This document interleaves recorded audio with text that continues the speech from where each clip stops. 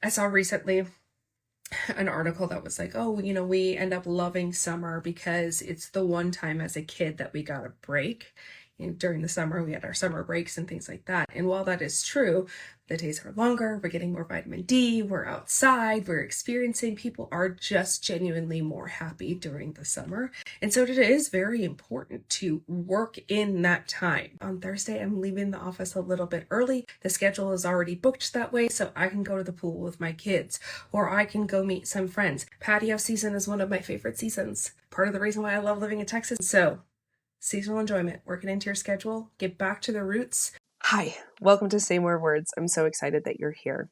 Say More Words is a podcast created for you to listen to the stories, have the ideas, get the personal ahas of personal development. In this universe, we tell our stories as a means to create a path for others so that they don't have to struggle the way that we did.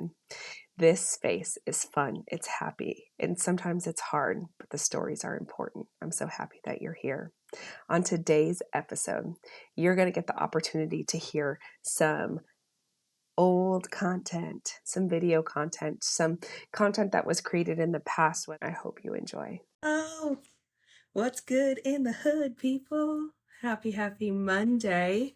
I'm going live first, and this is new for me. Now I'm waiting for Lacey to jump on. It is a beautiful, balmy 100,000 degrees here in the state of Texas right now. So, yay.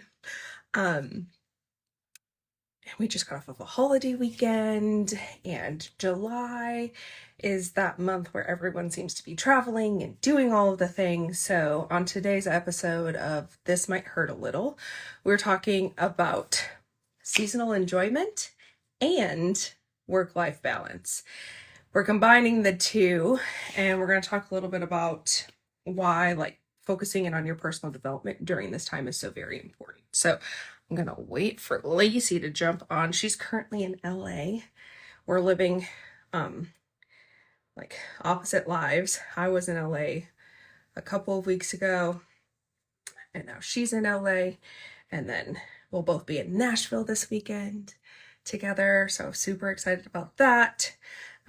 This happens. Ooh, I know, Jeremy, the work-life balance thing. So just talking about Lacey and I traveling all over the place right now.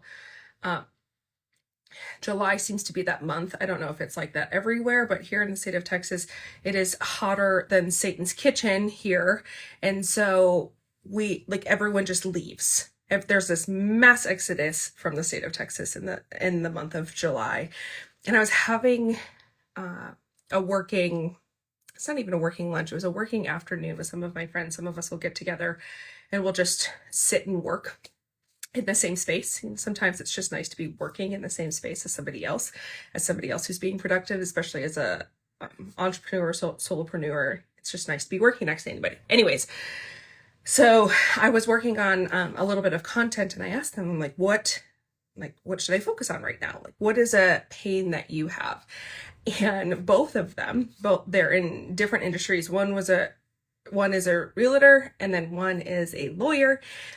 And I asked them, what is kind of a pain that you're experiencing right now? That's kind of on you, kind of on the world. What is it? And they said, not setting yourself up for success in July. So today we're talking about seasonal enjoyment and work-life balance if you are just joining us, and why that matters in personal development. So we talk a lot on Say More Words about the shame, blame, guilt spiral. We all do it. We all get stuck in it. But what ends up happening in shame, blame, and guilt is that we don't move forward. Shame, blame, and guilt are all lower level emotions that keep us stuck. And it also happens inside of our brain, inside of our subconscious, when we get stuck inside of our emotional brain. Our logical brain can look for solutions. Our emotional brain is just kind of a spicy hot mess sometimes. And so when it's working against you, you just kind of get all conjumbled. Well, the shame, blame, guilt spiral, especially for entrepreneurs, comes in especially after enjoyment. Okay, so we talked recently about on Say More Words, we talked about how you can't have happy without sad. You can't have joy without sadness. You can't have, and like the opposites are so very important, because in order to experience great happiness, you have to know great sadness. Inside of this space too, like, we want to experience all the good that is summer. We want to experience what is going on. But then we get into this place of, and I see this with entrepreneurs all the time, where they take the time, they spend the time with their family, they go out, they do the things, and they come home. And after experiencing great joy and relaxation, they plummet into despair and shame, blame, and guilt around their season, like we call it seasonal enjoyment. We are in the depths of seasonal enjoyment right now. And for those that like love summer, I think everybody kind of really loves summer and the vacations we get to do and the experiences we get to have. My seasonal enjoyment is fall. That's when I come alive. So I'm going to experience it now, and I'm going to experience it again. What's so very important, one, from a personal development lens, is you cannot put yourself into a space of shame, blame, and guilt after you enjoy. Now, if you spent the whole month of June and the whole month of July in enjoyment of the seasons, if you have kids home from school and you decided to partake, you are not wrong. Step one, you cannot consider yourself wrong for enjoying the season. And when you sit in the space, why you cannot consider yourself wrong? If you sit in the space of wrong and shame, blame, and guilt, you don't go anywhere. So one, you can acknowledge the joy that you experienced in this season, and acknowledge what work needs to be done. When you are, it's one of the things when I'm working with my clients, I tell them all the time, you need to be looking at your schedule. What is coming? Stop being shocked by what's coming. You know when camp is coming. You know when your vacations are coming, pretty much, for the most part. Sometimes you get on a plane last minute, but for the most part, everyone knows when their summer vacations are. So I tell people to heavy load, especially in the summertime, the weeks in which they are in the office, when they are in this space. Don't try and shame yourself for taking a couple of days off to spend time with your family. Take that time, spend that time with your family, and then come back to the work. But what works easier is prepping the work before you leave, and then having a game plan for the work when you come back. That's how you create your seasonal enjoyment, along with having a work-life balance. I hear all the time from everybody, and like, we are cyclical creatures. That is a thing. And some of our markets are cyclical. Like I talked about earlier in this broadcast, in the state of Texas, it seems like nobody is here in the month of July because it is hotter than Satan's kitchen here. And so everyone leaves. And so it's a very common thing to hear that, no business is happening in July, or business is really, really slow in July. But guess what? It doesn't have to be. It doesn't have to be. This can be the time that maybe you aren't seeing clients, or you're not seeing an uptick in marketing, but you dive deep into your content. Also, I am a huge proponent of determining whether you can work on vacation or not. Okay, there are some vacations that require you to just shut off your brain. If you don't do that, if you don't just stop, lots more people travel to see Dr. Brandon in July, probably because of the freedom. There seems to be more freedom, flexibility in the corporate world in July as well. It's an interesting time. July is just an interesting month. So I love that for you, Dr. Brandon. I love an uptick, or an outlier too. But preparing yourself for what vacations you can work on and what vacations you cannot work on. Preparing yourself for the work that you can take with you versus the work that has to remain here. Preparing yourself for actual rest versus just like slight rest, or where you're like, I call it a learning rest. Sometimes when we go on vacation, we bring a book and we read through that, like a learning space. But people who are in this space right now, because I'm not a business. I'll get to that, Brandon, in a second. Lacey is my business side, so whenever she gets to pop in, she can kind of touch on that. But from the emotional standpoint, you have to give yourself a break.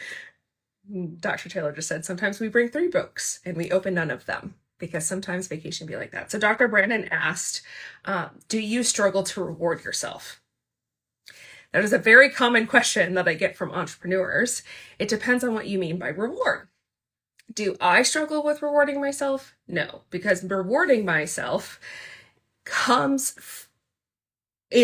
I had to learn years and years and years ago that it was important, and that rewarding myself had to look different in different ways. So, for example, I have a lot of entrepreneurs who like to reward themselves with rest, and that is not appropriate. That leads to massive burnout when you will only reward yourself with rest. Rest is not something you earn. It is a right. Work it into your schedule. Work it into your schedule. It was one of the hardest things to work through, especially if you struggle with a subconscious who tells you that you have to perform in order to be loved. Okay. And so if you have to perform, that's the easiest way to hit a wall. That is the easiest way to knock yourself out. You, as a human, are worthy of rest. You don't have to perform for your rest. There's my soapbox on rest. Rewards, though. I think rewards are important in business. Essentially, y'all have heard me say it before. I'm going to say it again. We are gigantic toddlers with credit cards, okay? And and honestly, we're toddlers with credit cards. We're also like gigantic dogs with credit cards too. Like we develop based off of the reward system. Now, a lot of people think like it's the disciplinary system, and disciplinary does have its place, but I do believe that rewarding yourself is important. It is important to reward yourself. But like I said, don't reward yourself with rest, and don't reward yourself. I mean, you can reward yourself with vacations. That's one of the things that we have done in our office, because our office is filled with quality time individuals. And so quality time individuals will work for a vacation, right? So it depends on what you mean by reward. And if you struggle with rewarding yourself, there's a deep rooted thing that you kind of have to break into and get into. Why do you struggle with rewarding yourself? Do you have a hard time figuring out what your reward is? Do you know what your goals are going to be to said reward? Are you setting your goals unrealistically high so that you get to prove to yourself over and over and over again that you aren't worthy of said reward? Because I see that regularly. It's a very loaded question. We can talk about rewards, Dr. Brandon, but it's a good one. But I often see that too. I see people, entrepreneurs specifically, who have a hard time with the rest that they give themselves, or the vacations that they give themselves, or the time that they give themselves with their families. And I like to say too, like in this space, when we're looking at work-life balance and we're looking at seasonal enjoyment, we've got to also look at, you need to know what your values are. You need to make sure that your time and your energy and your schedule and your seasons too match your values. If you value your family and your family time and your family experiences and the ways that your family is learning together, then you cannot shame, blame, or guilt yourself for spending time with your family, especially during the seasons, like this season when we're out and this is the time to travel and be at the beach and be at the pool and the days are longer. If you cannot shame, blame, and guilt yourself through your values and your value system. So, what do you need to do? One, write down the thoughts that you're having, especially if you're kind of in a space where you're struggling, where, maybe you are, your client levels are down and you are trying to figure out, is it because you took that vacation, or is it because maybe you weren't working on your marketing? Okay. You need to write out what thoughts you are having and what could actually be the cause. Most people blame their vacations, when in actuality, it's their lack of attentiveness and planning in their marketing or keeping their business going or anything like that. So you have to look at that. Structure your time in your office or during your work hours. Structure it so that you can be more efficient in the hours that you are working, so you can enjoy all that this season has to bring. And I'm not just talking about when the days are long and the sun is out, but I'm talking to myself very deeply because fall is coming, and that's when I come alive, is the fall. And that's when the vacations happen and stuff like that. So structure your time. Stop blaming stop blaming vacations and blaming all of that. Actually look at what it is, okay? And look at your systems to make sure that your systems are in place. Fall back in love with your calendar. When you get back in the office after being out, have gratitude for your rest, and then fall back in love with your schedule and be structured, but also live that unstructured time. Live it. Give yourself the space to do it. When you find yourself into a shame, blame, guilt spiral for the time that you are spending, write what the voices in your head are saying, what you're saying to yourself, what you're thinking. Write. Because you have to find the root of the issue. You have to find the root of the thoughts that you're having, the root of why you are shame, blaming, and guilting yourself. The only way to stop shame, blame, guilt spirals is to find the root. For a lot of people, it's because they feel like they have to perform in order to be loved, or they have to perform in order for their businesses to run or their careers to run, when it's simply just not true. There's lots of proof in the pudding. Go to Europe.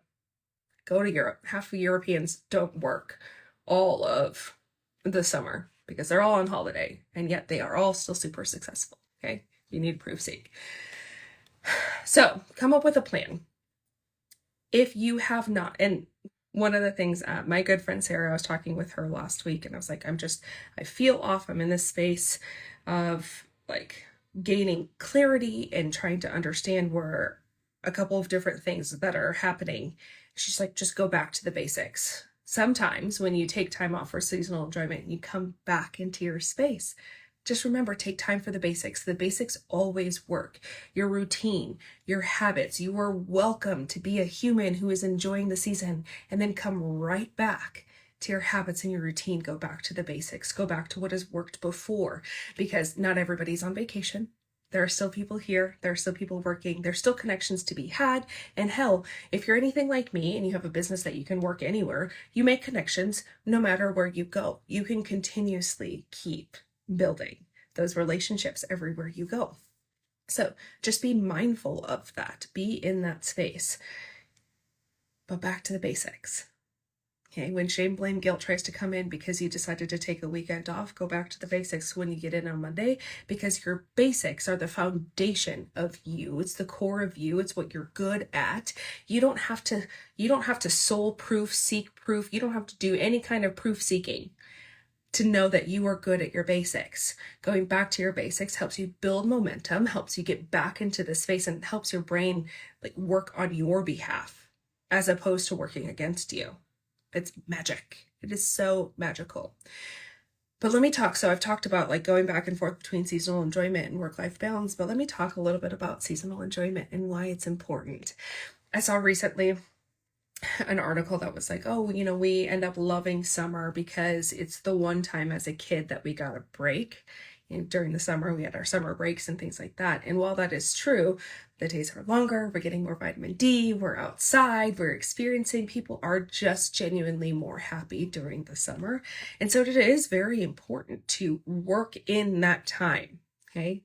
It is very important to say, okay, you know what? On Thursday, I'm leaving the office a little bit early. The schedule is already booked that way, so I can go to the pool with my kids, or I can go meet some friends. Patio season is one of my favorite seasons. Part of the reason why I love living in Texas, patio season lasts forever.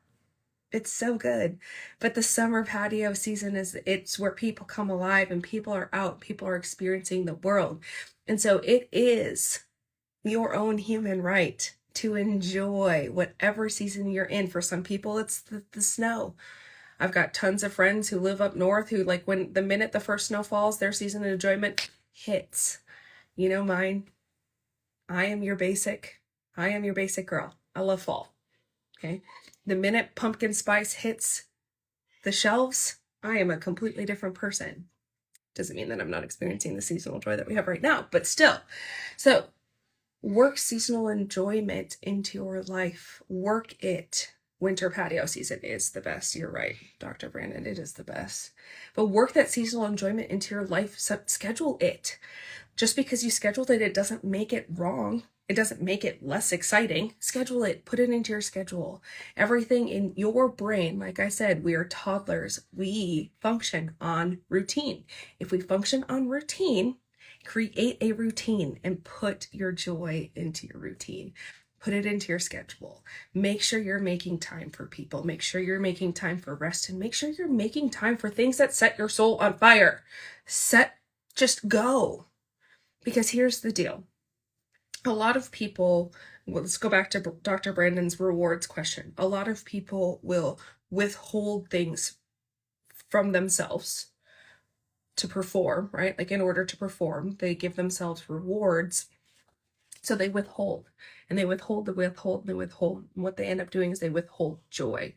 And I will tell you that at a certain point, if you withhold joy from yourself long enough, you'll become a curmudgeon-y old person. So instead of withholding joy, work joy into your schedule and watch how that changes everything in your life. It should exist along with all of the others in cohesiveness.